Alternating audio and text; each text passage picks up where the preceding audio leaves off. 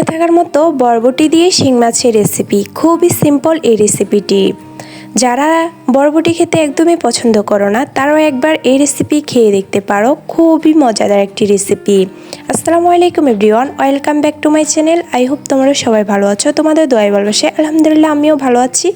আজকে আমাদের বরবটি রান্না করা হয়েছে, তো কিভাবে করলাম চলো তোমাদের সাথে শেয়ার করি। ফার্স্টে বরবটিগুলো একটু লম্বা লম্বা করে কেটে তারপরে ধুয়ে সিদ্ধ করে নেওয়া হয়েছে। আমি এদিক দিয়ে এই ভিডিওটা করতে পারি নাই।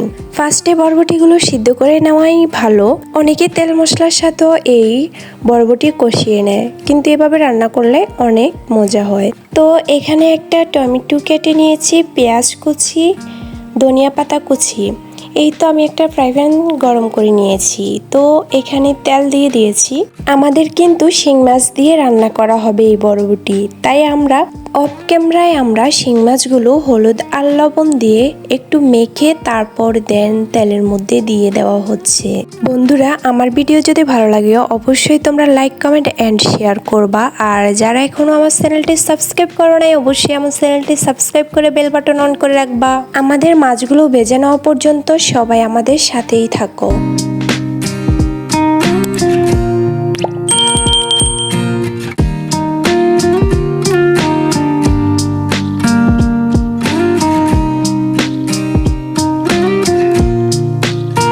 এই তো দেখো আমাদের কিন্তু মাছগুলো ভেজে নেওয়া শেষ। এখন আমরা মাছগুলো তুলে নেব।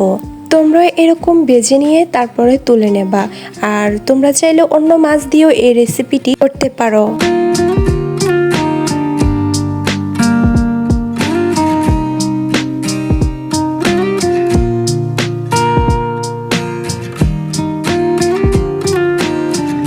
আমাদের কিন্তু মাছগুলো তুলে নেওয়া শেষ। এখন সেই তেলের মধ্যে আমরা এখন পেঁয়াজ কুচি দিয়ে দিয়েছি, তারপর একটু আদা রসুন পেস্ট দিয়ে দিয়েছি, তারপরে এই যে টমেটোগুলো কেটে রেখেছি এগুলো দিয়ে দিয়েছি, তারপরে 4টা কাঁচামরিচ দিয়ে দিয়েছি, তারপরে এগুলো একটু নেড়ে ছেড়ে নেব।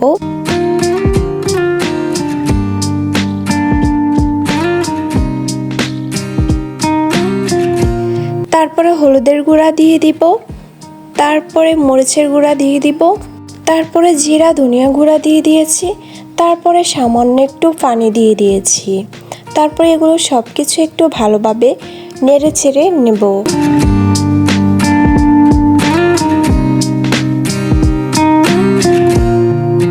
তারপরে একটু ম্যাজিক মশলা দিয়ে দিব। তারপর সবগুলো মশলা একটু নেড়ে ছেড়ে ভালোভাবে কষিয়ে নেব।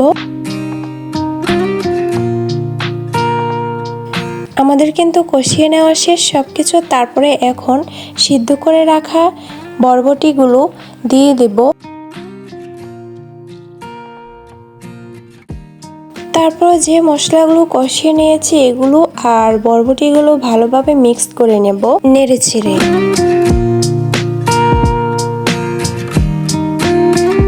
তারপর যে শিং মাছগুলো ভেজে রাখা হয়েছে সেই শিং মাছগুলো দিয়ে দেব।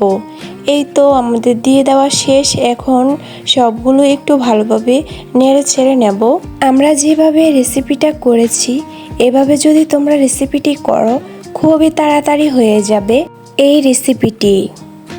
দেন এবার একটু পানি দিয়ে দেব যেন সবগুলো ভালোভাবে সিদ্ধ হয়ে যায়। দেখো বরবটি আর শিং মাছের রেসিপিটাই আমরা কি পরিমাণ পানি দিয়েছি। তারপর একটা ঢাকনা দিয়ে ঢেকে নেব। এগুলো সবগুলো সিদ্ধ হওয়া পর্যন্ত আমরা অপেক্ষা করব।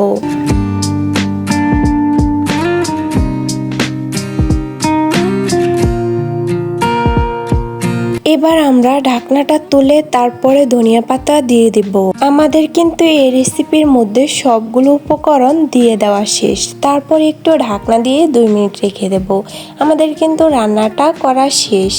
এই তো দেখো এবার আমরা একটা বাটিতে সবগুলো তরকারি নিয়ে নেব।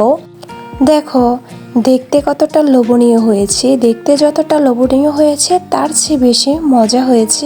যারা একদমই বরবটি খেতে পছন্দ করো না তারা একবার হলো এভাবে ট্রাই করে দেখবা যে তোমাদের কাছে কেমন লাগে।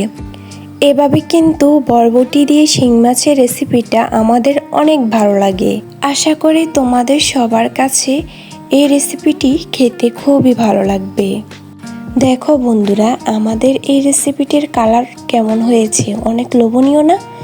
তো বন্ধুরা, আমার ভিডিওটা তোমাদের কাছে কেমন লেগেছে অবশ্যই তোমরা সবাই কমেন্ট করে জানাবা। আর আমার ভিডিওটি এতক্ষণ দেখার জন্য সবাইকে থ্যাংক ইউ।